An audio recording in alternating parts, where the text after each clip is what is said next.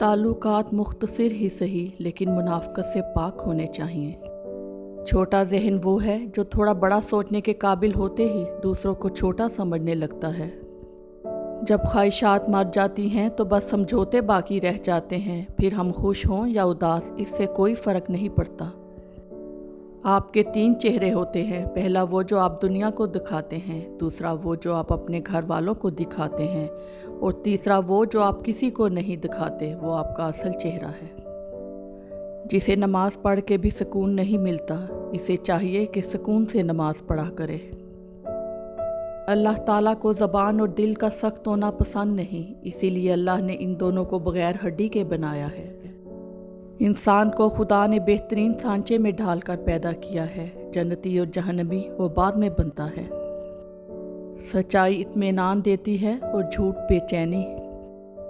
कोई नाराज़ हो तो कितनी मिन्नतें करनी पड़ती हैं उसे मनाने के लिए, और एक अल्लाह पाक की ज़ात है जो एक आंसू से उम्र भर के गुनाह माफ़ करके मान जाता है। बाज़ रिश्ते हमारे लिए बस इतनी ही गुंजाइश छोड़ देते हैं कि इनसे अलग हो जाएं। आपके पास 3 रास्ते हैं, रास्ता ढूंढिए, रास्ता बताइए या फिर खुद रास्ता बन जाइए।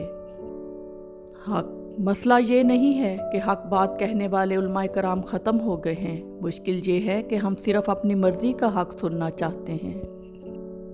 अगर आप अपने हालात से खुश नहीं हैं तो हालात बदलें, जगह बदलें, अमल बदलें, सोच बदलें। आप कोई दरख्त तो नहीं हैं जो अपनी जगह से हिल नहीं सकता। दुख इंसान को नहीं तोड़ता, दुख में अपनों के रवैये तोड़ देते हैं। सबसे जलील तरीन इंसान वो है जिसे हक और सच का पता हो और फिर भी झूठ के साथ खड़ा रहे। हर चीज़ का सदका होता है और अकल का सदका ये है कि जाहिल की बात सुनकर बर्दाश्त की जाए। जब तुम्हें ज़िक्र अल्लाह सुनना अच्छा लगने लगे तो जान लो कि तुम्हें अल्लाह से और अल्लाह को तुमसे मोहब्बत हो गई है। हज़रत अली रज़ी अल्लाह ताला अन्हु ने फरमाया, मैं ऐसे रिश्तों को नहीं मानता जो दुख दर्द में सहारा देने के लिए तो गायब हों लेकिन ताने देने के लिए सबसे आगे नज़र आएं। जो शख्स आपके किरदार और इखलाक से बुग़्ज़ रखे, इसे तलवार से नहीं सब्र से सज़ा दें। ख्यालात की आमदनी कम हो तो लफ्ज़ों की फजूल खर्ची से परहेज़ करें। दिल की कीमत नहीं लेकिन ज़बान का मीठा बोल दिल को ख़रीद लेता है। बदगुमानी में इतनी ताकत है कि वो ज़हनी सुकून बर्बाद करने के साथ साथ इंसान के खूनी रिश्तों को भी मिनटों में ख़त्म कर देती है। हजूम के साथ गलत राह पर चलने से बेहतर है कि हिदायत के रास्ते पे तन्हा चल पड़ो। सखावत इस यकीन का नाम है कि जिसने मुझे नवाजा है, अगर मैं इसकी नवाजाश्त को तकसीम भी कर दूं तो वो मुझे दोबारा नवाज देगा।